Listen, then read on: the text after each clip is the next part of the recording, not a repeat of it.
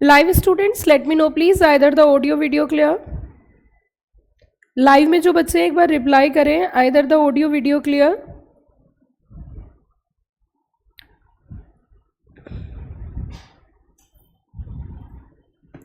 Live students let me know please either the audio video clear.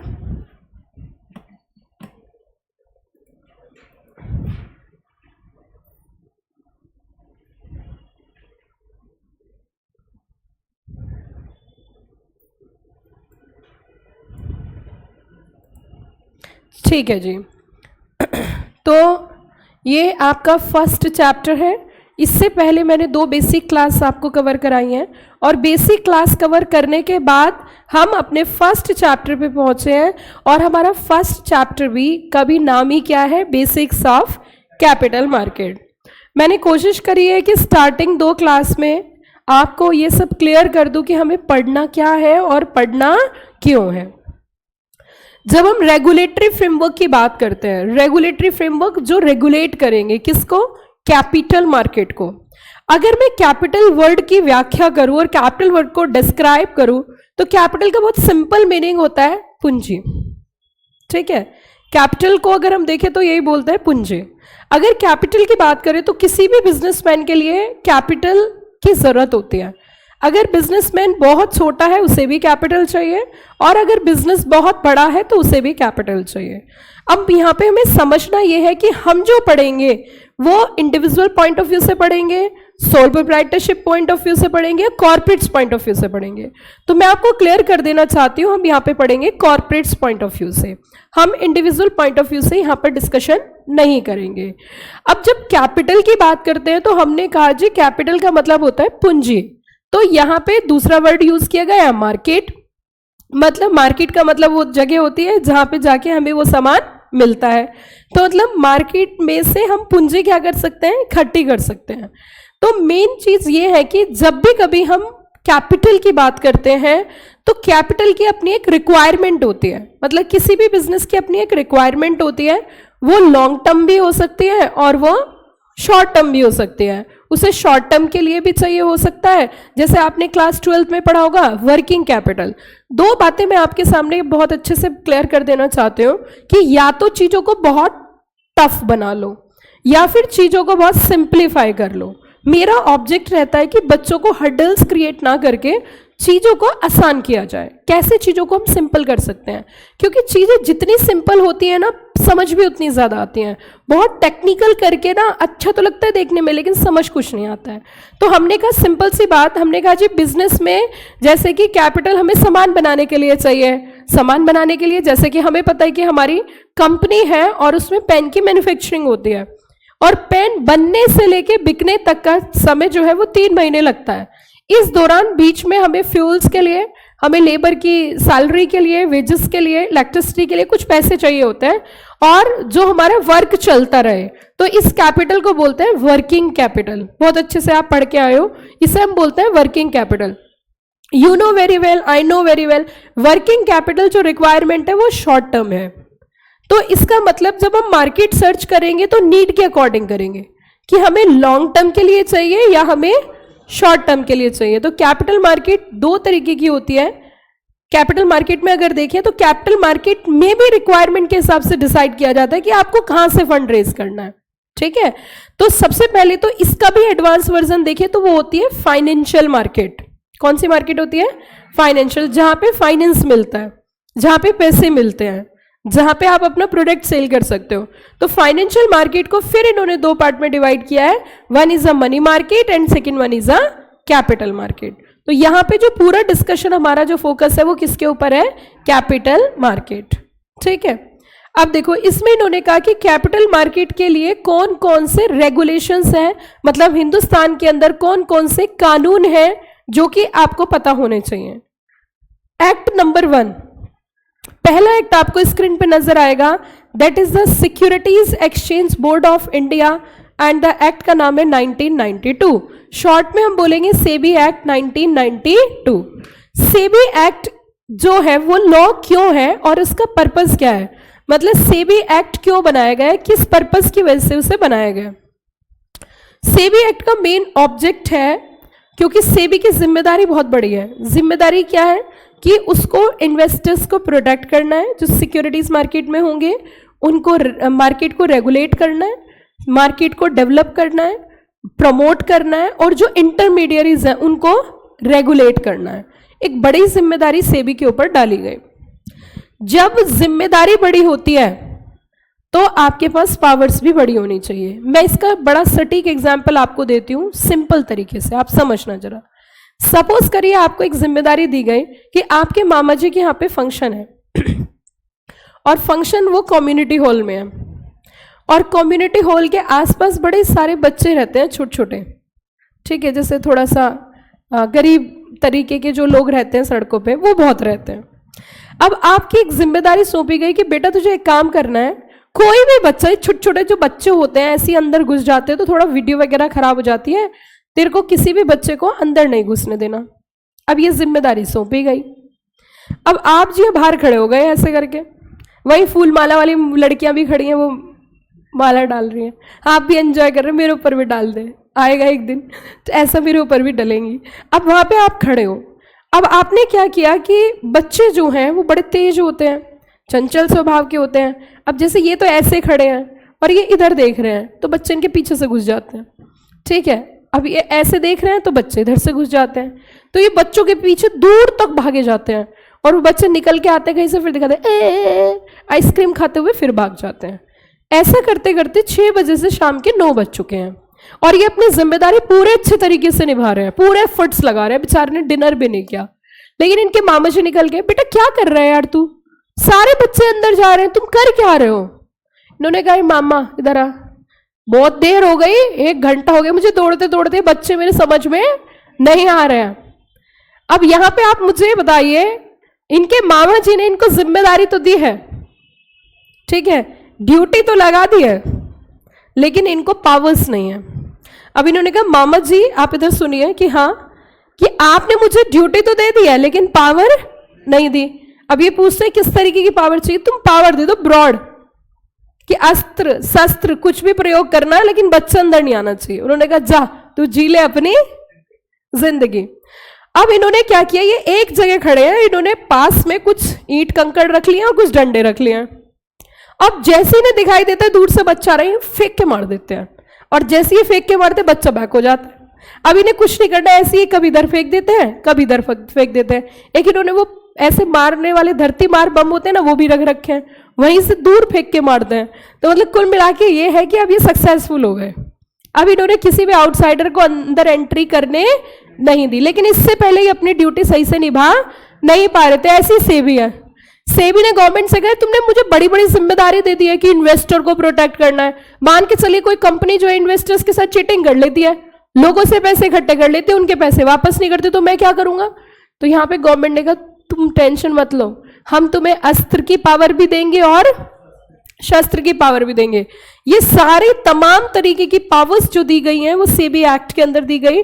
और बोला क्या, जरा सुनिए, कि जब तुम्हें जरूरत हो, जहां तुम्हें जरूरत हो, तुम अपने नियम बनाइए, और सेबी के द्वारा बनाए गए नियम को क्या बोलते हैं, रेगुलेशंस। क्या बोलते हैं, regulations, because SEBI is an regulatory body. SEBI क्या है, रेगुलेटरी बॉडी। तो सेबी के अपने क्या है, नियम है, ठीक है। अब रेगुलेशंस की पावर तो है ही है, लेकिन साथ में पेनल्टी की पावर भी है, कि अगर कोई इनके रेगुलेशंस का उल्लंघन करेगा तो ये साथ में पेनल्टी इंपोज कर सकते हैं। तो पहली रेगुलेटरी बॉडी जो हमें डिस्कस करनी है वो कौन सी है, जरा बताना, सेबी। और इन्होंने इसमें बोला establish SEBI as a regulator, investor protection, regulation of intermediaries and market. दूसरी यहां पे आपको एक्ट नजर आ रहा है, that is the securities contracts regulation act 1956। इन दोनों कानून में अगर आप देखो तो अंतर है ईयर का। आप अगर सेबी एक्ट देखोगे तो ये 1992 में आया है, और अगर एससीआरए एक्ट देखोगे तो ये 1956 में आया है। तो ये जरा समझिए 1992 में क्यों आया और ये 1956 में क्यों आया। 1992 में इसलिए आया था क्योंकि 1991 में इकोनॉमिक पॉलिसीज थी, और उनको फुल फ्लैजेस हमें कंप्लीट करने के लिए, उद्देश्य को पूरा करने के लिए सेबी एक्ट की जरूरत थी, ताकि कोई भी इंडिया में इन्वेस्ट करे तो उसको ऐसा ना लगे मेरा पैसा डूब जाएगा। ग्लोबलाइजेशन का टाइम था। SCRA एक्ट 1956 की अगर हम बात करें तो ये कंपनीज एक्ट के साथ ही आ गया था। जब हमारा देश आजाद हुआ था तो कंपनीज एक्ट 1956 बनाया गया था। अच्छा, मैं आपसे पूछना चाहती हूँ, जैसे ही देश आजाद हुआ तो हम पुराने कंपनीज एक्ट के साथ क्यों आगे कैरी ऑन नहीं किए थे? क्योंकि अगर मैं कंपनीज एक्ट की हिस्ट्री की बात करूँ तो कंपनीज एक्ट तो 1850 से है, 56, फिर उसके 6 साल बाद 1913। तो ये जो इतने सारे कानून रहे हैं देश के अंदर, जैसे मैं आपको एग्जाम्पल दे सकती हूँ, Indian contract act 1872, Indian stamp act 1899, Indian evidence, इतने तमाम कानून ऐसे रहे जिनको हमने आगे लेके गए, हम आज भी पढ़ते हैं। लेकिन कंपनीज एक्ट में इन्होंने बदलाव किया, ऐसा क्यों कि देश आजाद होने के बाद हमने कंपनीज एक्ट को पूरा चेंज किया? रीजन बताइए। अच्छा, मैं आपसे एक और क्वेश्चन पूछना चाहती हूँ, कुछ ऐसे एक्ट है जिसमें इंडिया वर्ड यूज होता है ना, जैसे इंडियन कॉन्ट्रैक्ट है ना, उसी के साथ साथ इंडियन पार्टनरशिप, उसी के साथ इंडियन स्टैंप, इंडियन एविडेंस, ये इंडिया वर्ड क्यों यूज होता है? सोचिए, बताओ, दिमाग लगाओ, दिमाग की बत्ती जलाओ। इसलिए होता है कि इसका मतलब ऐसे कानून औरों के लिए भी रहे होंगे। जो कॉन्ट्रैक्ट एक्ट इंडिया में है, कॉन्ट्रैक्ट एक्ट बाहर के लिए भी होगा। तो अंग्रेजों ने जो एक्ट इंडिया के लिए बनाया था उसका नाम के साथ इंडिया वर्ड यूज किया था कि ये सिर्फ इंडिया में ये वाला एक्ट रहेगा। आउटसाइड इंडिया के भी कॉन्ट्रैक्ट एक्ट थे तो वो अलग थे, इंडिया के लिए स्पेशली इन्होंने नाम रख के डिजाइन किया था कि ये इंडियन है, इंडिया के लिए है। उन्होंने अपना जुगाड़ किया था, देश उन्हें चलाना था अपने हिसाब से, तो इसलिए उन्होंने अपने हिसाब से नाम रखे थे। अब देखिए, कंपनीज एक्ट 1956 इसलिए आया क्योंकि जैसे ही हमारा देश आजाद हुआ था तो अब हमें अपने देश की तरक्की चाहिए थी, कॉरपोरेट जगत में हमें आगे बढ़ना था अगर हमें अपनी इकोनॉमी में सुधार करना है। तो इन्होंने पहले तो खाने पीने का इंतजाम किया। खाने पीने का कैसे? जैसे कि आया एसेंशियल कमोडिटीज एक्ट 1955, 1955 में वो आया। नेक्स्ट ईयर इन्होंने 2 कानून इफेक्टिव किए, one is a companies act 1956 and second one is a SCRA act 1956। दोनों का कनेक्शन समझिए, किसी किताब में नहीं लिखा। इसीलिए कहते हैं कि जब हम ऐसे टीचर से पढ़ते हैं जिसके पास एक्सपीरियंस है, क्योंकि कुछ चीजें ऐसी होती हैं जो पढ़ाते पढ़ाते लिंकिंग करती हैं, जो पढ़ते पढ़ते और पढ़ाते पढ़ाते एक लंबे अरसे के बाद चीजों को आपस में कनेक्शन बनता है। That is not to be mention in any book, that is to be clearly relative things. जैसे कि मैंने कहा कंपनीज एक्ट 1956, अगर कंपनीज एक्ट 1956 की बात करें तो कंपनीज एक्ट 1956 जो आया था उसका ऑब्जेक्टिव क्या था? क्योंकि किसी भी कंपनी का ऑब्जेक्ट जो होता है वो क्या होता है कि कंपनी बनाएंगे और कंपनी के थ्रू बिजनेस करेंगे, यस और नो? अगर हम कंपनी बनाएंगे तो कंपनी के थ्रू हम क्या करेंगे? बिजनेस करेंगे। लेकिन बिजनेस करने के बाद अगर किसी को ऐसा लगेगा कि भैया इनका पैसा क्या हो गया है, इनका पैसा पूरे तरीके से क्या हो चुका है, ब्लॉक हो गया है, तो अब उस पैसे को क्या देना पड़ेगा हमें? कहीं ना कहीं उसको रेगुलेट करने के लिए और उस पैसे को निकाला जा सके तो हमें किसकी जरूरत होगी? उसके लिए हमें जरूरत होगी कहीं ना कहीं स्टॉक एक्सचेंज की, कि लिक्विडिटी मेंटेन रहे। क्या मेंटेन रहे जरा बताना? लिक्विडिटी। ताकि लिक्विडिटी मेंटेन रहेगी तो वो पैसा जो है प्रॉपर तरीके से जो है ब्लॉक नहीं रहेगा कि एक जगह ही ब्लॉक पड़ा है और वही बस पैसा वहां पे लगा है तो अब हम पैसे को निकाल नहीं सकते। तो इन्होंने कहा देखो फंड रेज भी होगा और फिर उसके शेयर्स की लिस्टिंग भी होगी। तो शेयर्स की लिस्टिंग किसके थ्रू होती है? Stock exchange. अब इसमें समझने वाली बात क्या है कि एक्ट क्यों बनाया गया है कि अभी तक जो stock exchange non profit organisation में थे या कॉर्पोरेट्स में नहीं थे तो उनको कॉर्पोरेट में कन्वर्ट करो, और स्टॉक एक्सचेंज अगर गड़बड़ करेंगे तो इन्वेस्टर के राइट अफेक्ट होंगे। तो स्टॉक एक्सचेंज को रेगुलेट करने के लिए जो एक्ट आया वो कौन सा था? बताइए कौन सा था वो? SCRA, securities contract regulation act 1956। फिर तीसरा हम देखेंगे RBI का भी रोल आएगा, जैसे कि मनी मार्केट में RBI का रोल आ जाता है। उसके बाद आप जैसा कि जानते ही हो कि कई बार ये कहते हैं कि भैया पहले ग्रुप 2 पढ़ लो फिर ग्रुप 1 पढ़ेंगे, ग्रुप 2 पढ़ने के बाद ग्रुप 1 पढ़ते हैं।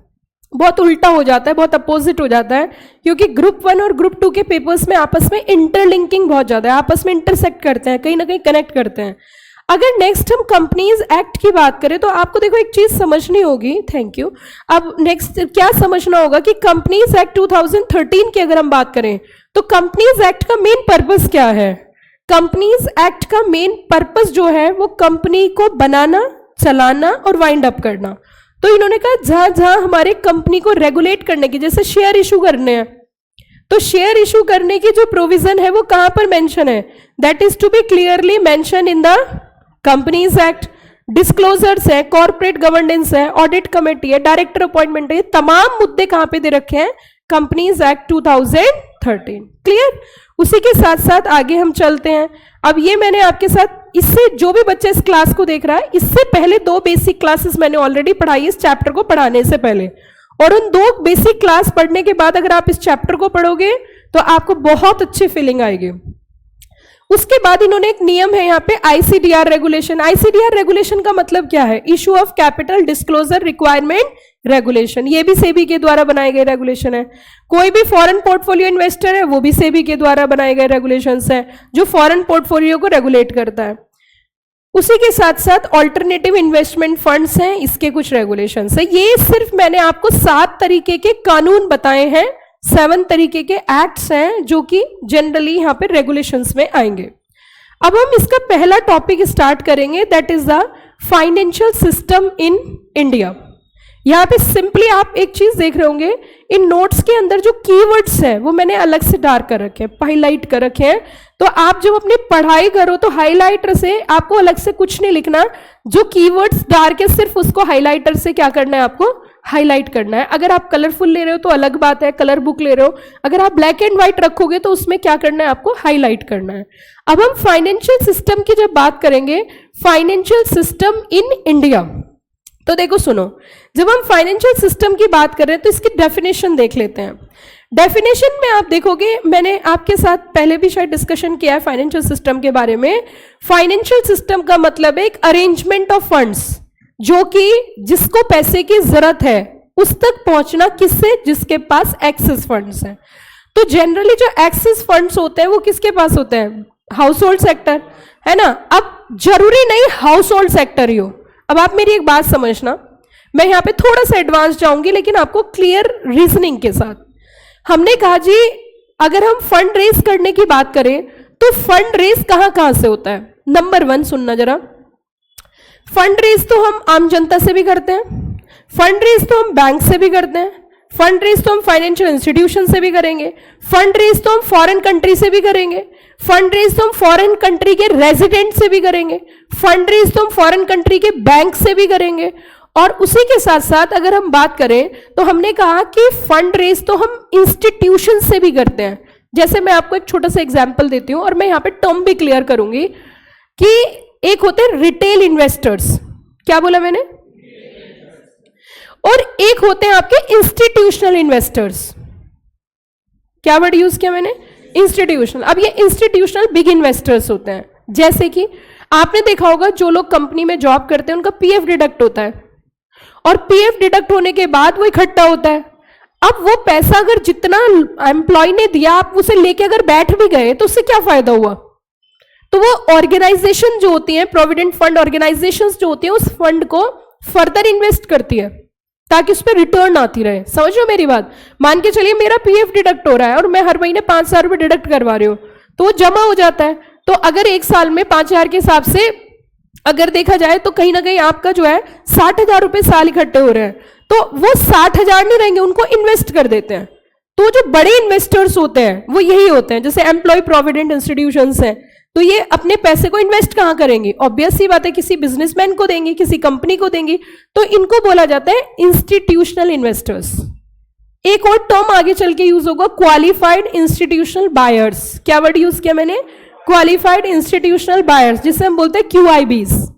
ठीक है, अब देखो इधर, इट मीन्स हमने कहा फाइनेंशियल सिस्टम की अगर हम बात करें तो फाइनेंशियल सिस्टम जो है वो एक ऐसा सिस्टम है जहां पे जुगाड़ हो जाता है। किसका? पैसे का। जिसके पास एक्सेस फंड है और जिसको पैसे की जरूरत है, वो दोनों जो मिलते हैं एक जगह पर, उसे ही हम क्या बोलते हैं? Financial market. और ये जो सिस्टम जो चलता है जिससे ये पैसे आ रहे हैं और उसको दिए जा रहे हैं, इस सिस्टम को बोलते हैं फाइनेंशियल सिस्टम। जिस कंट्री का जितना अच्छा फाइनेंशियल सिस्टम होगा वो कंट्री उतनी ही तरक्की करेगी। जिस कंट्री का जितना खराब फाइनेंशियल सिस्टम होगा उस कंट्री की तरक्की उतनी ही कम होगी, ये ध्यान रखना।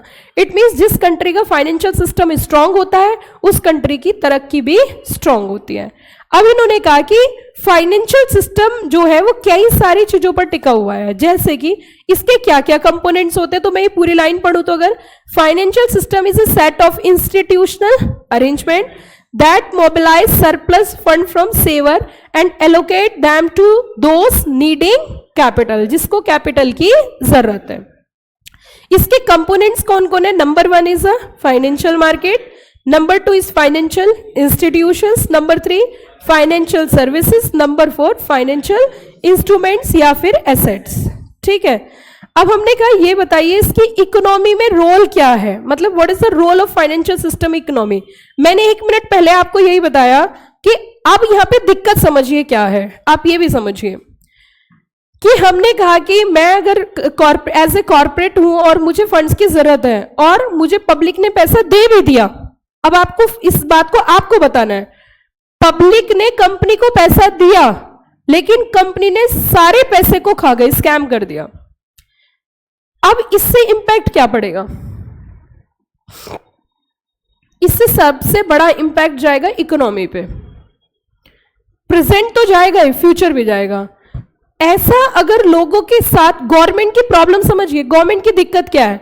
गवर्नमेंट ये चाहती है कि इंडिया के अंदर कोई भी स्कैम ना हो, इंडिया के अंदर इन्वेस्टर्स के राइट अफेक्ट ना हो। क्यों? क्योंकि अगर इन्वेस्टर्स के राइट अफेक्ट होंगे, अगर इन्वेस्टर्स के राइट अफेक्ट होंगे तो भविष्य में कोई भी कॉर्पोरेट्स को पैसा, इंडियन ही नहीं फॉरेन कंट्री से भी पैसा नहीं आएगा। सो यहां सबसे बड़ी जिम्मेदारी जो पिक्चर में आती है वो सरकार खुद नहीं आती, सरकार ने इसके लिए पूरे एक्ट की स्थापना कर रखी है, रेगुलेटरी बॉडी बना रखी है, that is to be SEBI. Clear हुई बात? अब मेन चीज ये है कि अगर मेरे मन में ये रहेगा कि मेरा पैसा डूबेगा नहीं, मेरा पूरे के पूरे पैसे में जो मैं इन्वेस्ट करूंगी उसके बदले मुझे रिटर्न मिलेगी, तो लोगों से पैसे इकट्ठा करना बहुत ही ज्यादा क्या हो जाता है, इजी। आपको इंस्टीट्यूट का जो मेन ऑब्जेक्ट है इस सब्जेक्ट को इंट्रोड्यूस करने का वो जरा समझिए, क्योंकि जब आप किसी कंपनी में जॉब करोगे एज ए कंपनी सेक्रेटरी तो ऑब्वियस सी बात है वो कंपनी किसी से पैसे इकट्ठे करेगी, फंड रेज करेगी। फंड रेज करेगी तो आईसीडीआर के कंप्लाइंस करने पड़ेंगे, मतलब आपको बहुत सारे लॉज का पालन करना पड़ेगा और उन लॉज की नॉलेज आपको होगी, क्योंकि अगर लॉज का पालन नहीं करोगे तो पैसे इकट्ठे भी नहीं कर सकते। तो अब देखिए what is the role of in economy, promote production, capital formation, economic growth और एनकरेज करेंगे किसके लिए, सेविंग के लिए। क्यों बताइए? मान के चलिए मिसेस ए ने 1 लाख रुपए इकट्ठे करे, 1 लाख के शेयर खरीदे, 1 लाख रुपए इकट्ठे करे 1 साल में, वो भी कैसे? वो भी पता है कैसे? अपने हस्बैंड की पॉकेट में से कुछ कुछ चुरा चुरा के, कि कुछ कुछ पैसे इकट्ठे किए और 1 लाख रुपए इकट्ठे कर लिए और उसको फिर शेयर्स मार्केट में इन्वेस्ट कर दिया, सारे पैसे डूब गए। हाई लगेगी उसे, क्यों? क्योंकि उसके सारे पैसे क्या हो गए हैं। अब आप जैसे कि जानते हो कि वो 1 नहीं 2 नहीं 3 नहीं, पता है क्या बोलेंगे, ची ची ची ची, बोलो मेरे साथ, बोलिए ना, ची ची ची ची। आज के बाद कभी भी शेयर मार्केट में ना तो पैसा इन्वेस्ट करूंगी और ना किसी को राय दूंगी। इट मीन्स अब वो जिससे भी मिलेगी, जब तक वो 1 लाख रुपए के बदले उस कंपनी को बदनाम नहीं कर देगी, उन्हें तसल्ली, तो वो हर किसी से ही बोलेंगे भाई अपने पैसे को कुएं में डाल देना, लेकिन शेयर्स में पैसा इन्वेस्ट मत करना। पुराने समय में आपने, शायद आपके टाइम पे तो ऐसी चीजें नहीं हुई होंगी, पहले ना जब मैं छोटी थी तो मैंने भी सुना था न्यूज़पेपर के थ्रू, न्यूज के थ्रू, कि पता है उसकी ना शेयर मार्केट डाउन हो गई, उसके सारे पैसे बर्बाद हो गए, उसने सुसाइड कर लिया। पता नहीं आप लोगों ने ऐसा सुना है नहीं सुना है, बट मेरे टाइम में, मैं जब छोटी थी बचपन में, तो मैं न्यूज में या फिर मीडिया के थ्रू ये सब चीजें सुनती थी कि शेयर्स में पैसा डूब गया और उसने सुसाइड कर लिया। एज अ छोटा बच्चा मेरे मन में भी ये बात आ गई थी कि शेयर मार्केट बहुत खराब चीज है, शेयर मार्केट में पैसा इन्वेस्ट नहीं करना। और ये फैक्ट है। इंडिया के अंदर सबसे बड़ी दिक्कत समझिए क्या है, इंडिया के अंदर कोई भी ऑर्गेनाइज्ड कोर्स नहीं है स्टॉक मार्केट का। कोई भी ऐसा बड़ा कोर्स नहीं है जिससे करके ये समझ आ सके कि कहां पैसा निवेश करना है। इंडिया के अंदर प्रॉपर गाइडेंस, प्रॉपर एजुकेशन है ही नहीं। इंडिया में कैसे पैसे इन्वेस्ट करते हैं, हाँ भाई कहाँ लगाया इस कंपनी में, मैं भी दे दूं, मैं भी ले लूं, इससे पूछ, उससे पूछ, एक्स से पूछ, वाई से पूछ के पैसे निवेश करते हैं। प्लस यहाँ पे मुंगेरी लाल के सपने दिखाए जाते हैं बड़े, और होता कुछ नहीं है। आज पैसे लगाओ कल निकालो। शेयर मार्केट ऐसा है ही नहीं। शेयर मार्केट में तो पेशेंस रखने पड़ते हैं, पैसा इन्वेस्ट करके भूल जाओ, और वो हमने सीखा नहीं। आप आज भी अपने पेरेंट्स से जाके ये बोलो कि मुझे जो है स्टॉक मार्केट में पैसा इन्वेस्ट करना है, तो वो चाटा दे देंगे आपके गाल पे, बोलेंगे दिमाग खराब है तेरा। पैसे से सबसे ज्यादा पसंदीदा हिंदुस्तान के अंदर ज्यादातर लोग, मैं ये नहीं कह रही हर कोई, but at a large extent जो बड़ी पॉपुलेशन है वो अपनी सेविंग्स को प्लॉट में इन्वेस्ट करना पसंद करते हैं, फ्लैट्स में इन्वेस्ट करना पसंद करते हैं, गोल्ड की ज्वेलरी में, गोल्ड बिस्किट्स में या ज्वेलरी में इन्वेस्ट करना पसंद करते हैं, लेकिन शेयर्स मार्केट में इन्वेस्ट करना पसंद, जबकि शेयर मार्केट की रिटर्न कई गुना ज्यादा होती है। लेकिन इस चीज को हम नहीं समझते। हमें तो ऐसा लगता है गोल्ड की रिटर्न ही बहुत ज्यादा है, और है वाकई में। गोल्ड ने जो जंप इंडिया के अंदर किया है वो शायद ही बहुत ही कम केस होंगे जहां पे इतना ज्यादा जंप होता होगा। क्योंकि अगर मैं आपको बताऊं 2015 से लेके 25 तक की अगर हम बात करें तो 2015 में 23,000 रेट था, आज 83,000 रेट है। विद इन 10 ईयर्स क्या ग्रोथ करिए, क्या प्रोग्रेस करिए। इन द ईयर 2000 5,000 रेट था, 5,000 के हिसाब से। चलो 5,000 से 25,000 आया, वो इट्स ओके था 15 साल में। लेकिन ये जो 10 साल के अंदर जंप हुआ है ना 3 टाइम्स ज्यादा, ये बहुत एक्सट्रीम था, ये बहुत एक्सट्रीम लेवल पे था। और जिन लोगों ने गोल्ड में इन्वेस्ट कर लिया है उन्होंने काफी अच्छा, और इसका सारा क्रेडिट महिलाओं को जाता है ना। तो जनरली लेडीज जो होती हैं वो बहुत पसंद करती हैं, चाहे पहने चाहे नहीं पहने, लेकिन गोल्ड होना चाहिए। और बेसिकली गोल्ड में बिस्किट्स नहीं, ज्वेलरी होनी चाहिए। और इसी वजह से जितने भी गोल्ड स्मिथ्स होते हैं वो इतने अमीर इसी वजह से होते हैं, गोल्ड स्मिथ्स को, क्योंकि बहुत ज्यादा उसमें परसेंटेज, वो देखो मेकिंग चार्जेस अलग से लेते हैं। प्लस अगर आप रिटर्न करने जाओगे तो अपने चार्जेस डिडक्ट करेंगे, हर चीज में कट करते हैं वो। आप अगर कोई चीज वापस करके दूसरे लेने जाओ उसमें भी डिडक्ट करेंगे। और आपको क्या लगता है प्योर गोल्ड मिलता है हमें? नहीं, उसमें मिलावट भी रहती है, तो वो भी गोल्ड के रेट में मिलता है। क्योंकि उसमें ऐसे थोड़ी कहते हैं कि आपने कोई ब्रेसलेट लिया तो इसमें 80,000 का गोल्ड है, 20,000 के एल्यूमिनियम है, ऐसे थोड़ी होता है, वो तो गोल्ड का रेट होता है, इसीलिए वो इतने अमीर होते हैं। तो मेरे हिसाब से इन्वेस्टमेंट इन गोल्डन ज्वेलरी बहुत बेवकूफ काम है, बेवकूफी भरा काम है। क्योंकि आप एक चीज और समझिए, गोल्ड की ज्वेलरी में हमें क्यों पैसा निवेश नहीं करना चाहिए। मैं आपको इसका एक सॉलिड रीजन देती हूं इंडिया के अंदर। देखो, जैसे मान के चलिए मैं अपना ही एग्जाम्पल ले रही हूं, मेरी एज जितनी है, मतलब बता नहीं रही आपको मैं, ठीक है, अगर मेरे इन-लॉज ने, मेरी फैमिली ने मुझे कोई गिफ्ट में ज्वेलरी दी, तो मुझे नहीं लगता कि मैं अपने जीवन रहते उसे कभी चेंज करूंगी। और जनरली जो जितने भी आप गोल्ड स्मिथ्स होते हैं वो यही बोलते हैं कि रिटर्न करके गारंटी है वापस ले लेना। क्या कोई वापस करने जाता है? क्योंकि उनकी ज्वेलरी के साथ फीलिंग्स अटैच होती है। तो गोल्ड की ज्वेलरी मेरे हिसाब से बहुत ही कम लोग ऐसे होते हैं जो वापस करने जाते हैं या वापस करके कुछ नया लाते हैं, बहुत एक्सेप्शनली। तो यहां पे अब हमने जो गोल्ड की ज्वेलरी में इन्वेस्टमेंट किया उसमें गोल्ड में कम और एल्यूमिनियम में ज्यादा इन्वेस्ट दिया है हमने। जो उसमें मिलावट की जाती है उसका भी गोल्ड का रेट पे किया है। सबसे बड़ी बेवकूफी ये है। तो इंस्टीड ऑफ ज्वेलरी, कई बार तो फैमिली ऐसी भी प्लानिंग करती है कि उनका बच्चा भी 5 साल का है, उसके लिए गोल्ड ज्वेलरीज ले लेते हैं और ले लेके घर में लॉकर्स में रखते हैं। नहीं लेनी चाहिए, क्योंकि एक तो ट्रेंड भी चेंज होता है, दूसरा टेस्ट एंड प्रीफरेंस चेंज होती है, 2 बातें। और तीसरी बड़ी बात है कि आप, it's better you have to purchase a biscuits, at least उसमें कुछ कटिंग तो नहीं होगा, उसमें ये तो नहीं है कि making charges and XYZ so many things. So it's better to invest in biscuits instead of jewellery. ये भी सिखाया जाता है, ये एक प्रैक्टिकल अप्रोच होती है। उसी के साथ इन्होंने कहा कि एनकरेज सेविंग। अब मुझे एक बात बताइए, जब मान के चलिए मिस्टर ए ने अपना पैसा किस में इन्वेस्ट किया, शेयर मार्केट में, और उसे एक अच्छी रिटर्न मिली, उसने 1 लाख लगाया, उसे 3 लाख मिल गए, कैसे? बोनस इशू आ गया। बोनस इशू जानते हो, एक शेयर के बदले एक मुफ्त मिला, और विद इन 3 इयर्स उसकी ग्रोथ ट्रिपल टाइम हो गई। अब वो सबसे बोलेगा भाई पैसे हैं कि हाँ शेयर मार्केट में लगा दें, क्योंकि जिसका जैसा एक्सपीरियंस रहता है वो उसी के अकॉर्डिंग क्या करता है, फ्यूचर में डिसाइड करता है कि क्या करना है। अब यहाँ पे एनकरेज सेविंग की जब हम बात कर रहे हैं, तो अगर हमारी इकोनॉमी में फाइनेंशियल सिस्टम अच्छा होता है तो इससे लोगों के अंदर कॉन्फिडेंस आता है और सेविंग्स की आदतें अच्छी होती हैं। Allocates fund to productive sector like trade and industry. Types of transaction 2 तरीके के होते हैं, one is a cash transaction and second one is a credit transaction like check है, bills of exchange है, हुंडीज एक्सेट्रा। कौन कौन लोग इसमें इन्वेस्ट करते हैं मैंने आपको बताया था। एक तो हाउस होल्ड सेक्टर होता है जिसे रिटेल इंडिविजुअल इन्वेस्टर बोलते हैं, RII क्या बोलते हैं, रिटेल इंडिविजुअल इन्वेस्टर। एक फाइनेंशियल इंस्टीट्यूशंस होती हैं जो मैंने अभी आपको बताया था, बैंक्स हैं, है ना, और एम्प्लॉय प्रोविडेंट फंड ऑर्गेनाइजेशंस हैं। एक होते हैं इंटरमीडियरीज। अब ये इंटरमीडियरीज कौन होते हैं? इंटरमीडियरीज वो होते हैं जो इन्वेस्टर और कंपनी के बीच में रोल प्ले करते हैं।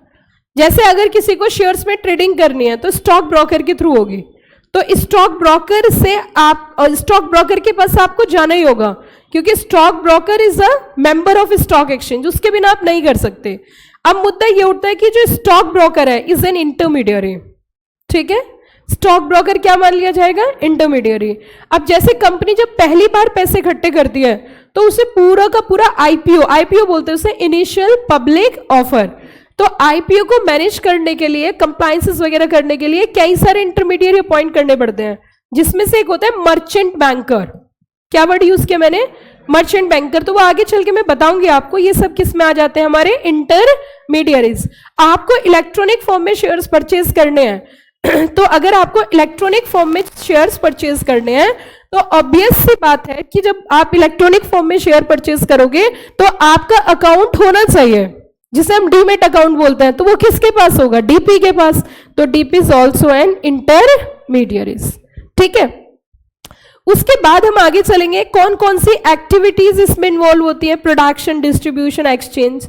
आगे कहते हैं ये बताइए ऐसे कौन कौन से फैक्टर्स हैं जो इन्फ्लुएंस करते हैं, मार्केट को इन्फ्लुएंस करते हैं। सबसे पहले level of house hold saving, जितनी ज्यादा सेविंग उतना ज्यादा इन्वेस्टमेंट, जितनी कम सेविंग उतना कम इन्वेस्टमेंट। नेक्स्ट है हमारी टैक्सेशन पॉलिसी। अब देखिए टैक्सेशन पॉलिसी का क्या इंपैक्ट जाता है, मैं आपको एग्जांपल देती हूं। टैक्स सेविंग बॉन्ड, क्या बोला मैंने, आप गवर्नमेंट बॉन्ड में पैसा इन्वेस्ट करो आपको टैक्स की छूट मिलेगी। अब ये बताइए क्या ज्यादा लोग इन्वेस्ट करेंगे, आंसर इज यस। तो इसका मतलब टैक्सेशन पॉलिसीज में भी कई बार टैक्सेशन पॉलिसी से भी इन्वेस्टमेंट पे फर्क पड़ता है। जैसे मान के चलिए हम कॉर्पोरेट से डिविडेंड लेते हैं तो इसके बदले टैक्स देना पड़ता है, गवर्नमेंट ने कहा डिविडेंड टैक्स फ्री हो गया तो लोग ज्यादा शेयर्स में इन्वेस्ट करेंगे क्योंकि उन्हें इनकम के ऊपर क्या पे नहीं करना, टैक्स पे नहीं करना। आगे होता है कॉर्पोरेट की परफॉर्मेंस कैसी है, इकोनॉमिक एंड इंडस्ट्रियल ट्रेंड कैसा है, lifestyle and spending patterns, lifestyle कैसा है, स्पेंडिंग किस तरीके से लोग पैसा खर्च करते हैं। तो मेरे हिसाब से अब तो आज की डेट में अगर देखा जाए तो जितनी इनकम होती है इनकम के साथ खर्चे भी वैसे ही होते हैं, तो सेविंग्स तो बहुत ही कम होती है। इनडायरेक्ट सेविंग लोगों की बहुत ज्यादा हो जाती है, जैसे किसी का पीएफ डिडक्ट हो रहा है वो इनडायरेक्ट सेविंग हो जाती है, या फिर किसी ने अगर ईएमआई पे घर भी ले रखा है तो वो भी सेविंग में ही माना जाता है क्योंकि मंथली आपके पैसे जो है उसमें जमा हो रही है। तो इनडायरेक्ट सेविंग लोगों की ज्यादा होती है। आज की डेट में ऐसा बहुत कम होता है कि 10 लाख कैश घर पे रख रखा है, क्योंकि 10 लाख बचते ही नहीं है तो रखेंगे कहां से। 10 लाख ना बचने की यही वजह होती है कि हमें एक फाइनेंशियल मार्केट में कॉन्सेप्ट सिखाया जाता है कि पैसे कमाना is a very easy task, not a big deal, but to save money is a very very important task. ये एक बहुत बड़ा टास्क है क्योंकि जिस हिसाब से आपकी इनकम बढ़ती है उस उतनी रफ्तार से आपके खर्चे भी बढ़ते हैं, क्योंकि जैसे जैसे इनकम बढ़ेगी आपका लाइफस्टाइल वैसे चेंज होगा। और ये बोला भी जाता है मार्केट में कि आपकी अगर पॉकेट खाली है मतलब आपकी पॉकेट में बिल्कुल पैसे नहीं है, तो वो आपको पैसे कमाने के तरीके सोचवाता है। आप 10 तरीके सोचोगे, यार ऐसे पैसे हो सकते हैं, ऐसे पैसे कमा सकते हैं, ऐसे पैसे कमा सकते हैं। लेकिन अगर आपके पॉकेट में बहुत पैसा है तो आप उसे खर्च करने के बारे में सोचोगे। आप कभी भी नोटिस करना, जब आपकी पॉकेट में पैसे ज्यादा होंगे तो आप ये सोचोगे ये भी खरीद लूं, ये भी खरीद लूं, ये भी खरीद लूं। लेकिन जब आपकी पॉकेट खाली होगी तो सिर्फ आप ये सोचोगे यार कुछ लेना ही नहीं है, सीधा घर जाना है। तो इसीलिए कहते हैं कि खाली पॉकेट जो होती है वो पैसा कमाना सिखाती है, और जो भरी हुई पॉकेट होती है वो पैसा खर्च करना सिखाते हैं। तो फाइनेंशियल मैनेजमेंट जिस प्रोफेशन में आप हो, इसमें फाइनेंशियल प्रोफिशिएंसी और फाइनेंशियल मैनेजमेंट, घर का भी फाइनेंशियल मैनेजमेंट होता है। जैसे आपने देखा होगा कि बजट्स बनाए जाते हैं, बजट वर्ड आपने सुना होगा, तो बजटिंग होती है, बेसिकली बजट के हिसाब से चलाया जाता है। आपने एक मूवी का नाम भी सुना होगा, आमदनी 98 और खर्चा रुपया, तो वहां पे तो फिर कहानी विजय माल्या जैसी होती है ना। इसीलिए जितनी बड़े बड़े कॉर्पोरेट्स होते हैं उन सब कॉर्पोरेट्स में जो है CFO और इतने सारे फाइनेंशियल एनालिस्ट इसलिए रखे जाते हैं ताकि फ्यूचर में फाइनेंशियल क्राइसिस ना आए। जिंदगी में सबसे ज्यादा दिक्कत तभी होती है जब क्या आ जाते हैं, फाइनेंशियल क्राइसिस। तो अगर मैं फाइनेंस की बात करूं, बेसिकली अगर मैं फाइनेंस फैक्टर पे बात करूं, तो मुझे लगता है ओरा का बहुत फर्क पड़ता है फाइनेंस पे। ये हमेशा आप ध्यान रखना। आपकी ओरा बड़ी क्लीन है, ओरा मतलब समझते हो, पॉजिटिविटी आपके पास बहुत ज्यादा है, आप पैसे को अट्रैक्ट कर लोगे। आपकी पॉजिटिविटी अच्छी नहीं है, आप पैसा कभी भी अट्रैक्ट नहीं कर पाओगे, ये चीज ध्यान रखना। अब उसकी ना कई सारी चीजें होती हैं, जैसे मैंने कुछ बच्चे देखे ऐसे चलते हैं जैसे जिंदगी से हार गए, मतलब समझ रहे हो आप कैसे चल रहे हैं, जैसे जिंदगी में बस वो घिसड़ रहे हैं आगे की तरफ। ये बिल्कुल बैड मैनर्स है, इसमें आपकी तरफ फाइनेंस अट्रैक्ट नहीं होगा, क्योंकि आप जितनी तेज और अच्छी तरीके से चलोगे उतना जल्दी फाइनेंस आपको अट्रैक्ट करेगा। ये भी एक पॉजिटिविटी के थ्रू ही आते हैं। सेकेंड मोस्ट इंपॉर्टेंट होता है पॉजिटिविटी, खुद से पॉजिटिव होना। मतलब हर चीज को लेके जितना ज्यादा पॉजिटिव रहोगे उतनी खुशी मिलेगी। Whatever be the situation you are happy. अगर आपने हर स्थिति में खुश रहना सीख लिया तो स्ट्रेस कभी होगा ही नहीं। लेकिन इंसान की एक आदत होती है, उसको सब कुछ अच्छा चाहिए, उसके पार्ट में कोई भी चीज खराब आएगी वो दुखी हो जाएगा, आप नोटिस कर लेना। उसकी भगवान से शिकायत तभी होती है जब उसके हिस्से में कुछ खराब चीजें आती हैं। जब तक भगवान सब कुछ अच्छा अच्छा दे रहा है तो भगवान बहुत अच्छा है, और जैसे कुछ चीजें खराब होती है, पता नहीं भगवान ने इतना बुरा क्यों किया, हमारे साथ ही क्यों किया। अरे भाई उनका मैनेजमेंट है, वो अपने हिसाब से चला रहे हैं चीजों को, है ना। तो ये मैं आपको यही कहना चाहती हूं कि आप ये देखिए आप क्या कर रहे हो, किस तरीके से कर रहे हो।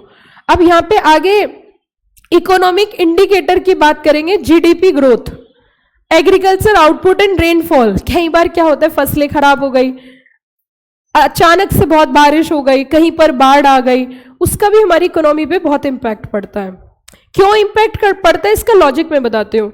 एक्चुअली हमारे जो फार्मर्स होते हैं, अगर फार्मर्स की अच्छी एग्रीकल्चर इनकम है और सब कुछ सही है तो गवर्नमेंट की तरफ से सब्सिडी दी जाती है, गवर्नमेंट की तरफ से जितने भी किसान होते हैं उनको लोन सेंक्शन किया जाता है। अगर किसानों की स्थिति बैड हो जाती है तो गवर्नमेंट को कई बार वो लोन माफ करना पड़ता है, सब्सिडी ज्यादा देनी पड़ती है, एग्रीकल्चर सब्सिडी देनी पड़ती है। कई बार क्या होता है कि अचानक से जब ज्यादा बरसात हो गई और फसलें नष्ट हो गई तो सरकार को मजबूरन बहुत पैसा भी देना पड़ता है। तो ये कई सारी वजह है जिसकी वजह से हमारी इकोनॉमी क्या होती है, इंपैक्ट होती है। आगे चल के हम देखेंगे, इसमें हमारा आएगा इक्विटी कल्चर्स है। अगर मान के चलो किसी कंपनी के, बिग कंपनी है, उसके शेयर्स जो है वो राइज हो गए, बहुत अच्छा ग्रो किया कंपनी ने, तो ऑब्वियस सी बात है इससे लोगों की उसके कंपनीज के प्रति अप्रोच चेंज होगी, ज्यादा इन्वेस्ट करेंगे, सेविंग होगी, लोग जो पैसा सेव करेंगे ना उसे इक्विटी में पैसा लगाएंगे। अगर उनको कोई रिटर्न नहीं मिलता तो उनका मन हट जाएगा और वो इक्विटी में पैसा इन्वेस्ट नहीं करेंगे। अब यहां पे चलते हैं, what are the components of financial system in India. अगर कंपोनेंट्स ऑफ फाइनेंशियल सिस्टम की हम बात करें, main component number 1 is financial market, and अगर मैं फाइनेंशियल मार्केट की बात करूं, is divided into 2 parts, one is a money market and second one is a capital market. अब हमने कहा था अगर आपको पैसे की ज्यादा जरूरत है, लंबे समय तक की जरूरत है, तो you may go for capital market, right. अगर आपको शॉर्ट टर्म बोरोविंग करनी है तो you may go for money market, ये आप जानते ही हो। मनी मार्केट के क्या क्या इंस्ट्रूमेंट्स होते हैं? Commercial papers, certificate of deposit, treasury bills, bills of exchange. इस मार्केट को कौन रेगुलेटर है इसका जरा बताना, देखते कौन बताएगा। लाइव में जो बच्चे हैं वो भी बताइए। आपकी जो मनी मार्केट है उसकी रेगुलेटर कौन है? खाली आरबीआई नहीं, आरबीआई प्लस सेबी दोनों, रिजर्व बैंक ऑफ इंडिया भी है और साथ में सेबी भी है। अच्छा ये बताइए, क्या मनी मार्केट और कैपिटल मार्केट दोनों को कंपेयर करके बताइए किसमें हाई लिक्विडिटी होती है? Money market which is easily convert into cash, है ना, लिक्विडिटी उसे ही बोलते हैं। उसी के साथ साथ आगे आप देखोगे कैपिटल मार्केट। कैपिटल मार्केट को दो पार्ट में डिवाइड किया है। कैसे? कैपिटल मार्केट को दो पार्ट में इस तरीके से डिवाइड किया कि एक होती है सिक्योरिटीज मार्केट और एक होती है other forms of lending and borrowing. Securities market दो पार्ट में डिवाइड है, one is a primary and secondary. Company पहली बार फंड रेज कर रही है, फर्स्ट टाइम इशू लेकर आ रही है, that is the primary. Company ने फंड रेज कर लिया, शेयर्स इशू कर दिए, डिबेंचर्स इशू कर दिए, उसके बाद उनकी ट्रेडिंग हो रही है तो वो किस में चला जाता है? हमारा सेकेंडरी मार्केट। क्लियर? समझ में आई मेरी बात? आगे चलते हैं। अब हम बात करेंगे who are the financial market participants. इसके अंदर पार्टिसिपेंट्स कौन कौन है? तो आपको नजर आ रहा होगा QIBs। QIBs मैंने अभी बोला भी था आपके साथ। तो QIBs की अगर हम बात करें, क्वालिफाइड इंस्टीट्यूशनल बायर्स। क्या बोला मैंने? Qualified institutional buyers. These are the big players in the market who invest in securities market. Like आपका जो बैंक्स होते हैं, बहुत सारे अलग अलग, ICICI बैंक है, आपका प्रोविडेंट फंड ऑर्गेनाइजेशंस है, ESI कॉर्पोरेशंस है, तो वो पूरी एक लिस्ट बना रखी है इन्होंने कि कौन कौन QIBs में आएगा। उसके बाद फॉरेन पोर्टफोलियो इन्वेस्टर्स हैं, आपके AIF है, वेंचर कैपिटल, ये सब हम डिटेल में डिस्कस करेंगे लेकिन लेटर ऑन।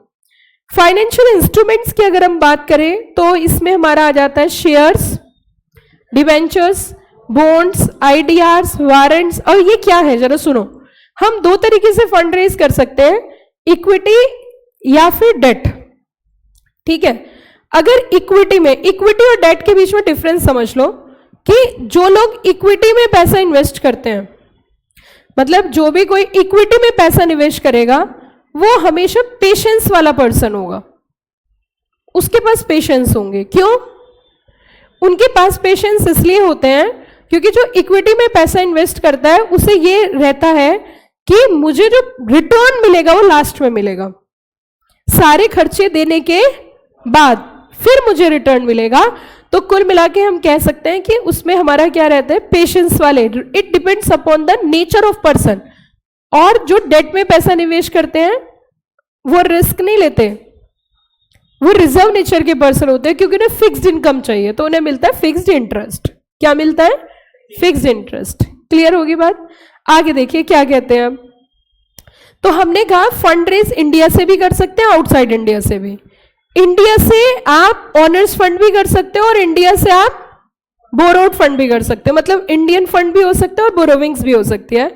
अगर इंडिया से ऑनर्स फंड की हम बात करें, इंडिया में अगर हम ऑनर्स फंड की बात करें तो ऑनर्स फंड में हमारे होते हैं शेयर्स, शेयर्स में भी इक्विटी शेयर्स और प्रेफरेंस शेयर्स। बोरोड फंड की अगर हम बात करें तो बोरोड फंड में हमारे आ जाते हैं डिबेंचर्स और बॉन्ड्स। अब फॉरेन से बात करते हैं तो फॉरेन से भी ऑनर्स फंड होता है ADR, GDR, और बोरोविंग्स होती है हमारी FCCBs, FCEBs। क्लियर या ऑल क्लियर? अब आगे चलते हैं। अब यहां पे हम देखेंगे कि what is the introduction of financial market in India. Indian financial market की स्पेशली बात करते हैं, बहुत पुरानी है इंडियन फाइनेंशियल मार्केट, सबसे पुरानी इंडियन फाइनेंशियल मार्केट ही है। हिस्ट्री बैकग्राउंड अगर देखो तो ईस्ट इंडिया कंपनी यहीं से ऑरिजिनेट हुई थी और वो बिजनेस करने के पॉइंट ऑफ व्यू से आई थी। ईस्ट इंडिया कंपनी से भी पहले मुगल्स जो थे वो भी व्यापार करते थे। हमारे यहाँ अलग अलग हड़प्पा कल्चर अगर आपने सुना हो, इसकी मैं हिस्ट्री अगर आपको बताऊं तो देखो आपको कुछ चीजें पुरानी दिखाती हूं।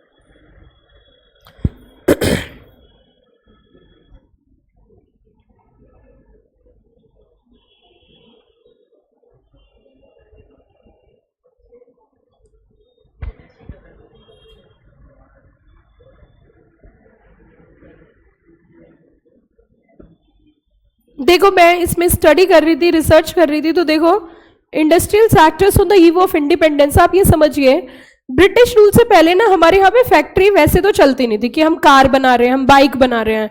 ब्रिटिश रूल से पहले की बात कर रही हूं मैं।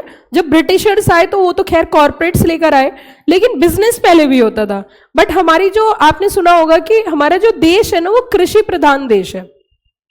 कुछ कंट्रीज ऐसी हैं जहां पे कृषि है ही नहीं, मतलब भूमि है ही नहीं, मतलब उनकी भूमि में कुछ भी डालो उगता ही नहीं है, इनफर्टाइल है।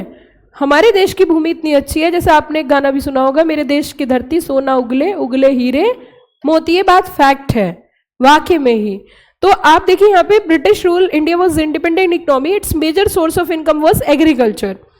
एंड ये बेसिकली हैंडीक्राफ्ट इंडस्ट्रीज थी, मेटल्स था, precious stone, cotton textile, silk textile, और these goods enjoy a global market as Indian industries used to import excellent quality material, high standard of craftsmen to other countries of the world।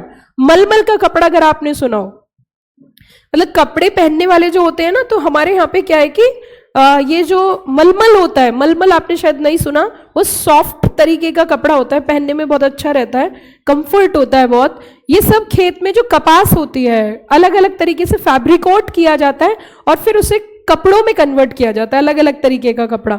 अगर आप industrialisation point of view से देखो तो सबसे ज्यादा industrialisation अगर India के अंदर है तो वो पंजाब में है। आप कभी नोटिस करना, क्यों? बेसिकली टेक्सटाइल और ये जो जितना भी आपका सिल्क है ना, सिल्क टेक्सटाइल है, कॉटन टेक्सटाइल है, सबसे ज्यादा ये बिजनेस आपको मिलेगा पंजाब में।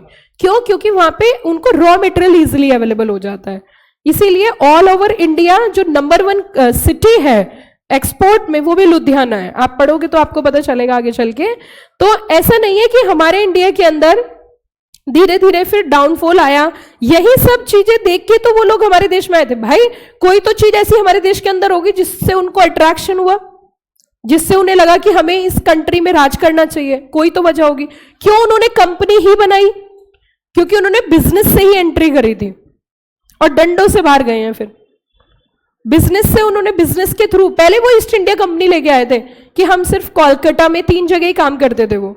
फिर आपको मैंने बताया भी है कि कैसे धीरे धीरे हर 6 साल में एक्सचेंज किया, जैसे जैसे उनकी पकड़ बनती। देखिए पूरा देश है और उस देश के अंदर तुम एंट्री ले रहे हो। वो तो हमारे यहाँ के लोग जो है ना बड़े इनोसेंट पर्सन है, पता है कितने इनोसेंट है, अभी भी बहुत इनोसेंट है हमारे देश के लोग। कैसे?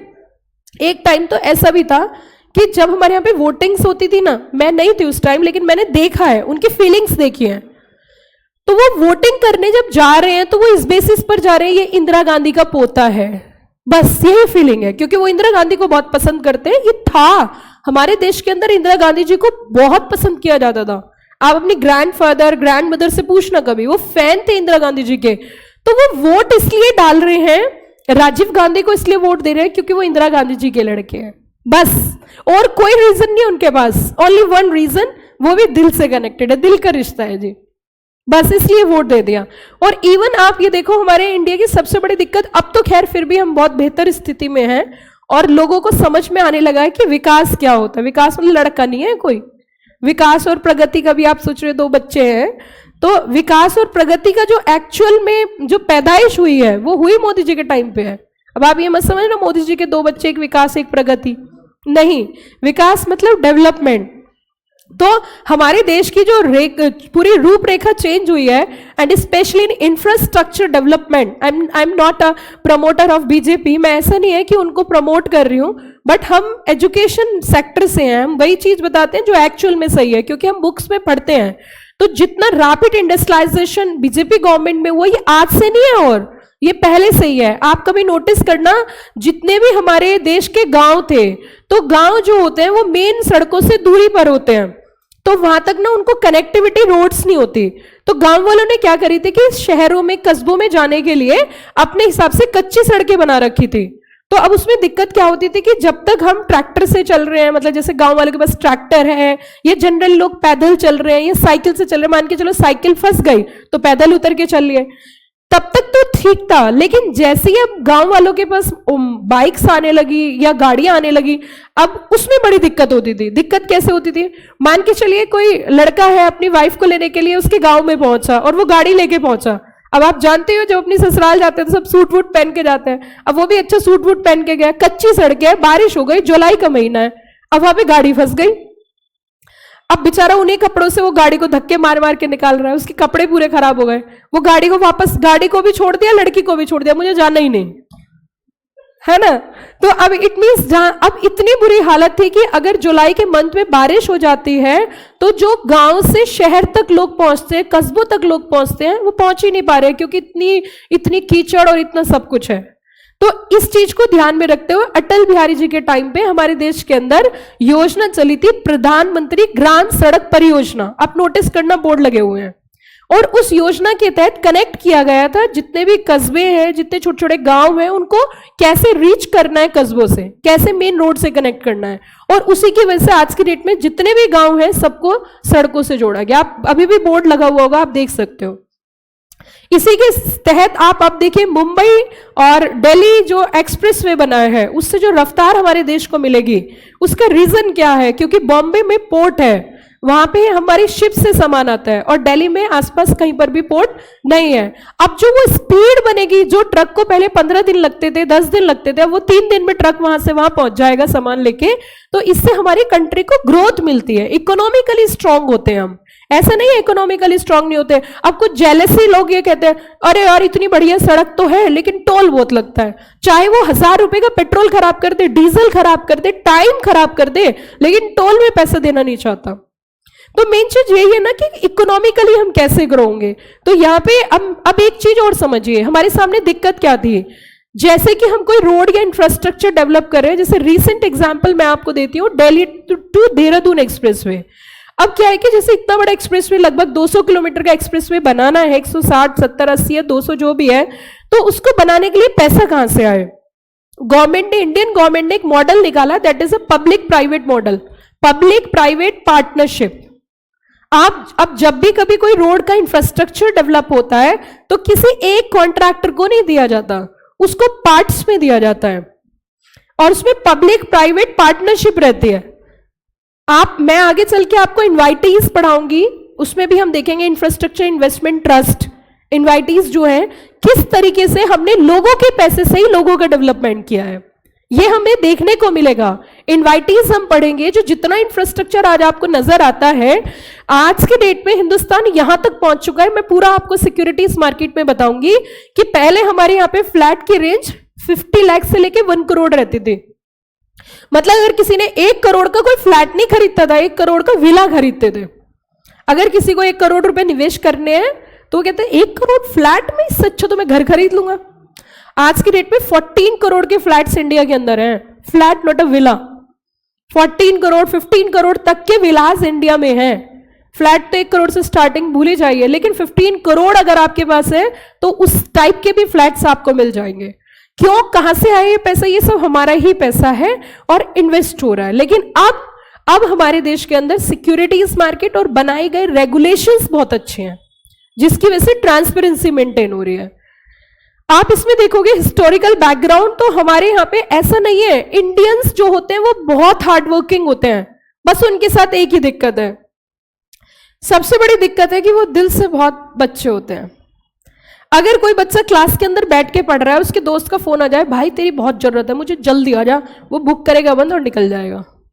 क्योंकि वो ना क्विक डिसीजन मेकिंग और बिना अपना ये सोचे कि मेरा फायदा क्या नुकसान क्या है, चले जाते हैं। और इसका फायदा भी है, ऐसा कुछ नहीं है। देखिए एक मेन चीज होती है कि हमारी फैमिलीज क्यों होती हैं, फैमिली का मतलब क्या होता है। अच्छा एक बात बताओ, जैसे कुछ लड़का है, कोई लड़का है, वो खूब पैसा कमाता है और वो शादी ना करे, सपोज वो ऐसे ही रहे, तो वो एक टाइम के बाद, मैं एक स्टेटमेंट पढ़ रही थी, एक लड़का होता है बेंगलोर में, उसका पैकेज होता है 35 लाख का, और वो डिप्रेशन में चला जाता है, वो सुसाइड करना चाहता है। ऐसा क्यों? क्योंकि देखिए ऐसा होता है कि एक टाइम के बाद सबको सब चीजों की जरूरत होती है। एक टाइम के बाद सिर्फ पैसे की जरूरत नहीं होती, परिवार की भी जरूरत होती है। आप कितना ही काम करोगे, काम करने के बाद आपका माइंड भी तो चेंज होना चाहिए, रिलैक्स भी तो होने चाहिए, दैट्स वाई। तो अगर हम यहाँ पे बात करें इंडिया की, तो इंडिया में सबको पता है आज की डेट में, चाहे आप किया की बात कर लो, चाहे आप टोयोटो की बात कर लो, इस जितनी भी मल्टीनेशनल कंपनीज है इंडिया में क्यों अपनी मैन्युफैक्चरिंग यूनिट्स डाल रही हैं?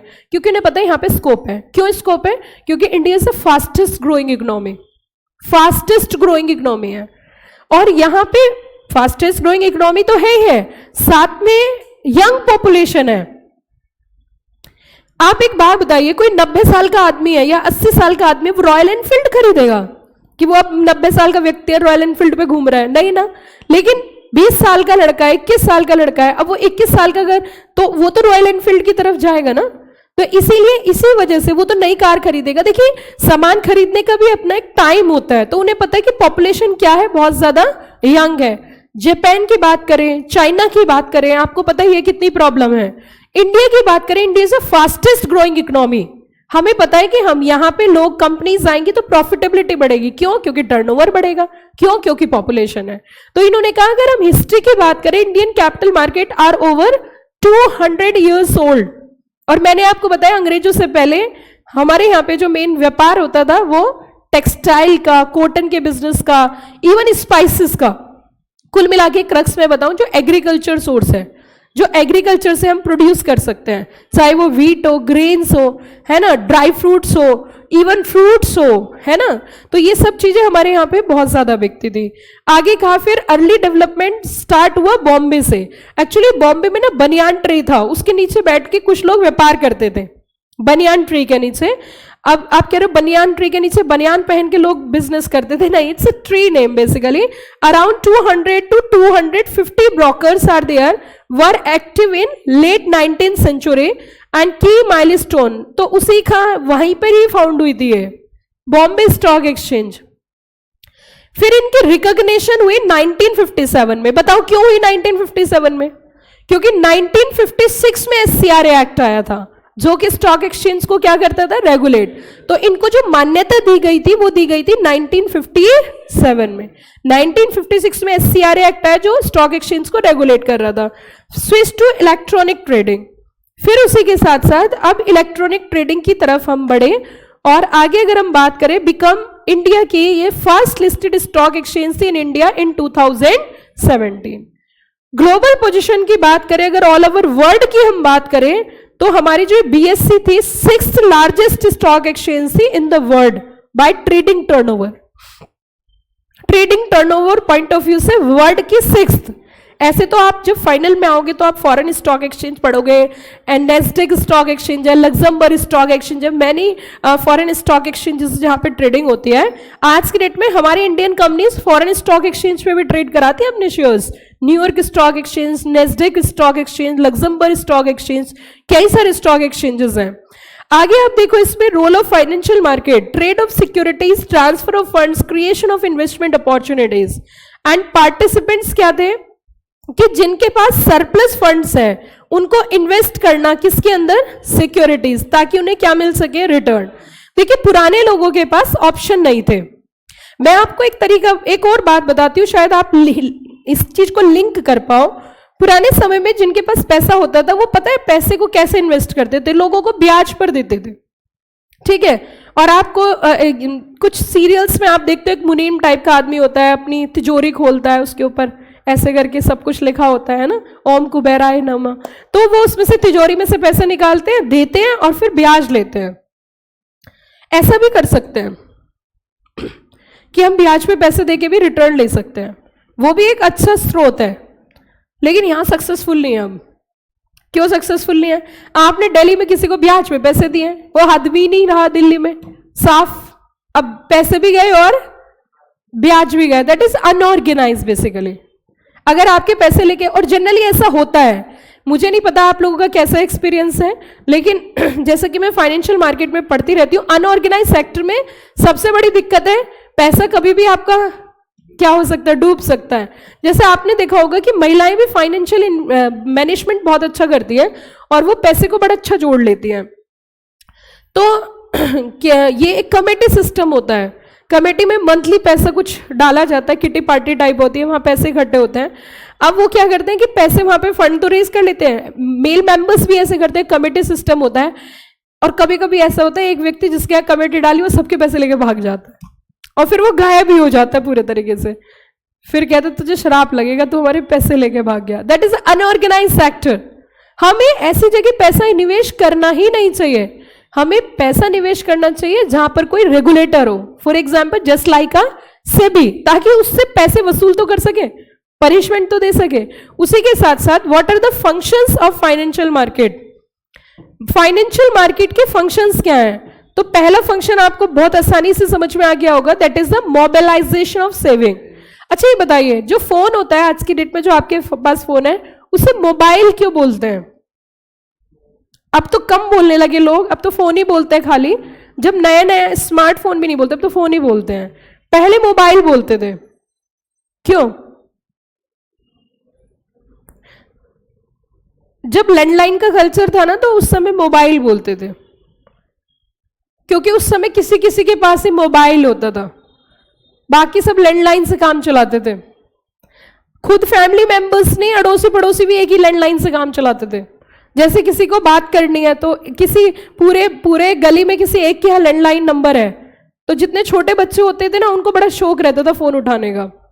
अगर मैं बात करूं आपकी 1995 की, that time I am 5 year old and मुझे बड़ा क्रेज था फोन उठाने का। छुट्टियों में जब मैं अपने घर जाती थी तो मुझे लगता था ये फोन बजे और बस मैं ही उठाऊं, ठीक है।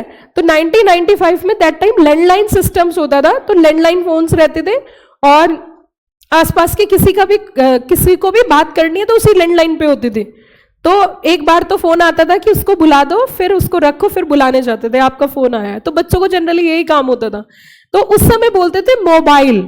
इन द ईयर 2000 जब मैंने देखा पहली बार फोन, तो मैंने क्या किया था, मेरे फादर ने मोबाइल लिया था, और छोटी थी, क्योंकि बच्चे छोटे होते तो आपको पता ही है कितनी शरारत करते हैं। तो मैं अपने फादर का मोबाइल बैग में रख के ले गई थी स्कूल में, क्योंकि उस टाइम बहुत कम लोगों के पास होता था, और मैं उस टाइम अपने फ्रेंड्स को दिखा रही, पता है मेरे पास मोबाइल है। तो बच्चों का नेचर होता है ना बहुत हवाबाजी टाइप, मेरे पास मोबाइल है। अब क्या हुआ कि उस समय ना इनकमिंग और आउटगोइंग दोनों पर ही आपके जो है चार्जेस लगते थे। In the year 2000, 25 years before की बात कर रही हूँ। तो मेरे फादर को पता चल गया कि ये फोन कौन ले जा सकता है, तो मेरी मदर ने बोला एक ही बच्ची है जो ले जा सकती है, और वो मेरा नाम। फिर स्कूल में गए तो मैंने दे दिया। मैंने सोचा यार घर जाना तो बेकार ही है, ये तो खैर मुझे पहले ही पता था कि लेके जाना, पर मैंने सोचा एक दिन की हवाबाजी तो हो ही जाएगी, बाद में जो होगा वो देखा जाएगा। जैसे कई छोटे छोटे बच्चे 500 का नोट ले जाते हैं स्कूल में, है ना। बचपन में ना चीजें ऐसी होती है, थोड़ी शरारत टाइप के होते हैं। तो कहीं ना कहीं क्या है कि जो मोबाइल वर्ड क्यों यूज किया गया, ये जरा आप समझिए। मोबाइल वर्ड इसलिए यूज किया गया, that is the mobility. Mobility मतलब, मोबिलिटी का मतलब होता है एक जगह से दूसरी जगह इजीली जा सके। तो ये कहता है mobilisation of saving. Mobilisation of saving का मतलब होता है कि आपका प्रोडक्टिव इन्वेस्टमेंट में पैसा हो, हाउस होल्ड सेक्टर से किसके पास जा सके, बिजनेस सेक्टर। प्राइस डिटर्मिनेशन, देखिए डिमांड एंड सप्लाई के बेसिस पर प्राइस डिसाइड होता है। डिमांड क्या है और सप्लाई क्या है, उसके बेसिस पर प्राइस तय किए जाते हैं। Next is liquidity to assets. क्यों? क्योंकि अगर कोई भी चाहता है कि मुझे अपना कैश में कन्वर्ट करना है, तो अपने शेयर्स को स्टॉक एक्सचेंज के थ्रू सेल करके कैश में कन्वर्ट कर सकता है। Facilitate exchange of assets, simplify assets transfer without क्या, फिजिकल डिलीवरी। आगे हमारी फाइनेंशियल मार्केट दो पार्ट में डिवाइड की गई है, one is a money market and second one is a capital market. अब आप भूल जाइए कि कभी ऐसा क्वेश्चन आएगा, पहले आया करते थे बहुत टाइम पहले। अब आईसीएसआई ऐसे क्वेश्चंस नहीं देती है, it's a very simple question, ठीक है। अगर हम इसमें डिफरेंशिएशन करें तो बड़ा ही आसान है। आपकी बुक में क्योंकि दे रखा है इसलिए मैं भी पढ़ा रही हूँ, नहीं देती तो मैं नहीं पढ़ाती। तो मनी मार्केट और कैपिटल मार्केट के बीच में डिफरेंस करें तो बेसिकली मनी मार्केट क्या होती है। अच्छा मैं आपसे इसका थोड़ा और टेक्निकल बना देती हूँ, क्योंकि इतना आसान ना तो पढ़ने में मजा आता ना पढ़ाने में। अब सुनिए जरा, ध्यान दीजिए। मान के चलिए हमें एक्सपेंशन करना है, ओके, कॉर्पोरेट्स को एक्सपेंशन करना है, तो गो फॉर मनी मार्केट और a capital market. How many students से capital market? Okay, correct answer. क्योंकि जब हम एक्सपेंशन करेंगे तो long term point of view से करेंगे। Working capital requirement, you go for money market, okay. And money market के अगर हमें कोई मशीनरी इंपोर्ट करनी है, कैपिटल मार्केट में दो तरीके की है, one is a medium term funding and second one is a long term funding. तो वी में proceed for medium term funding, okay. अच्छा एक चीज और एड ऑन करना चाहती हूं मैं इसमें। मान के चलिए हमने एक एग्जाम्पल लिया, सपोज करिए आपको कोई मशीनरी इंपोर्ट करनी है और जिसका पेमेंट आपको यूएस डॉलर में करना है, और उसकी जो कॉस्ट है वो बहुत ज्यादा है, तो आप अपनी कंपनी को क्या सजेस्ट करोगे?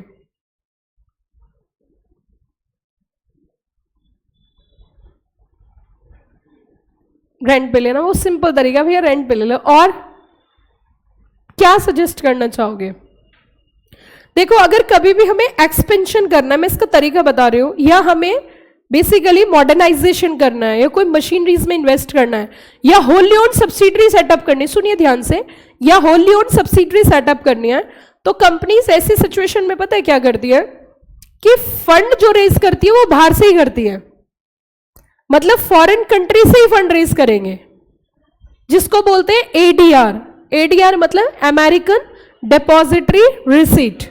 इंडिया से अगर हम फंड रेज करें तो हमें रुपीस मिलेंगे, रुपीस में फिर हमें पेमेंट किस में करना है? डॉलर में, तो हमें अपनी गवर्नमेंट से एक्सचेंज कराना पड़ेगा। इट्स बेटर हम ये शेयर्स इंडिया में इशू ना करके आउटसाइड इंडिया इशू करें, तो उसे हम क्या बोलते हैं फिर? एडीआर या जीडीआर, वो मैं पढ़ाऊंगी आगे चल के। वहां से हम, मैंने अभी अभी आपको बताया था कि बोरोविंग्स फंड जो है हम दो तरीके से रेज कर सकते हैं, ऑनर्स और बोरोड। तो ऑनर्स फंड इंडिया से भी हो सकता है, आउटसाइड इंडिया से भी हो सकता है। अगर इंडिया से रेज कर रहे हो these are the shares, outside India से कर रहे हो एडीआर। पढ़ेंगे आगे चल के क्या होते हैं। बोरोविंग्स इंडिया से भी हो सकती है, आउटसाइड इंडिया। इंडिया से कर रहे हो डिबेंचर्स है, बॉन्ड्स है, आउटसाइड इंडिया से कर रहे हो foreign currency convertible bonds, foreign currency exchangeable bonds, ये हम पढ़ेंगे, ये भी आगे का पार्ट है। तो कुल मिला के ऐसी स्थिति में हम अपनी कंपनी को एडवाइस करेंगे आइदर यू आर एलिजिबल और not, it depend upon criteria. अब हमें दो क्राइटेरिया मैच करने होंगे, एक इंडियन क्राइटेरिया और एक फॉरेन क्राइटेरिया, क्योंकि उनका भी अपना क्राइटेरिया होगा कि आप फंड रेज कर सकते हो या नहीं कर सकते। उसको मीटअप करेंगे, यहाँ का कंपनी सेक्रेटरी होगा, फॉरेन कंट्री का कंपनी सेक्रेटरी होगा, उसके साथ मीटिंग होगी, कंप्लायंसेस चेक होंगे, फिर उसके बाद हम अगला स्टेप लेंगे। तो उससे हमें ये फायदा होगा कि अगर हमें होली ओन सब्सिडरी सेटअप करनी है तो उसके लिए बड़ा ही सिंपल है कि हम फॉरेन कंट्री से ही फंड रेज कर सकते हैं, लेकिन ऐसी वैसी कंपनी वहां से फंड रेज नहीं कर सकती है। तो यहाँ इन्होंने कहा कि इसकी जो मेच्योरिटी टाइम होता है, मेच्योरिटी का मतलब क्या होता है कि कितने साल में आपको पैसा वापस करना है, ये अप टू 1 ईयर है, और ये डिफर करता है, लाइक 2 ईयर्स से, 5 ईयर्स से, 10 ईयर्स है। इनके मेन इंस्ट्रूमेंट्स क्या है? Treasury bill, commercial paper, CD, bills of exchange. इनके मेन क्या है? शेयर्स, स्टॉक, डिबेंचर्स और बॉन्ड्स। मेच्योरिटी पीरियड इट में be 1 year to 1 day to 1 year, it more than 1 year. Regulator यहाँ पे मनी मार्केट का आरबीआई और सेबी है, और यहाँ पे सेबी क्या है? मेन रेगुलेटर है। फिर उसी के साथ साथ अगर हम आगे चले, transaction type high value large volume होता है, और ये बेसिकली क्या है? होलसेल इन नेचर, और ये किसे सूट करते हैं? Corporates and retail investors. यहाँ पे क्या रहती है? हाई लिक्विडिटी, लो ट्रांजैक्शन कॉस्ट, और कौन से इंस्ट्रूमेंट रहते हैं? एनआई। इधर क्या रहती है? Long term funding, equity debt financing, mobilise saving for investment. यहाँ पे पार्टिसिपेंट्स कौन रहते हैं? Banks, FI, corporates and government, और इधर कंपनीज, गवर्नमेंट और रिटेल इन्वेस्टर्स। इनका पर्पस क्या होता है? Balance of short term liquidity, facilitate monetary policy, इनका long term infra and corporate growth. इनका इंपैक्ट किस पे पड़ता है? शॉर्ट टर्म का और कैपिटल का इकोनॉमिकली। रिफॉर्म्स के लिए ये डोमिनेट किसके द्वारा हो सकते हैं? लार्ज प्लेयर, लेकिन यहाँ पे क्या आ चुका है? लिबरलाइजेशन। और कैपिटल मार्केट को बैरोमीटर ऑफ इकोनॉमी भी बोला जाता है। उसके बाद नीड और इसका एक्सप्लेनेशन और फंक्शंस हम बाकी का फर्दर क्लास में कवर अप करेंगे।